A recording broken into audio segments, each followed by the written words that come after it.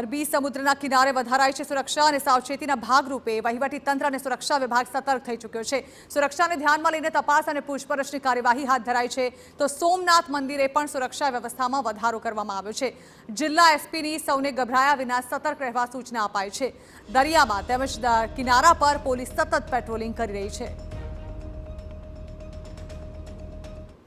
જિલ્લામાં હાલની જે સ્થિતિ છે એ જોતા પોલીસ દ્વારા સરપ્રાઇઝ બોટ ચેકિંગ દરિયામાં કોસ્ટગાર્ડ સાથે અને અન્ય પોલીસની એજન્સીઓ સાથે પેટ્રોલિંગ સાથે સાથે તમામ જેટલી પોર્ટ્સ છે, જેટલા વાઇટલ ઇન્સ્ટોલેશન છે, અગત્યની જગ્યાઓ છે, ત્યાં તમામ જગ્યાએ પોલીસનું ચેકિંગ ચાલી રહ્યું છે।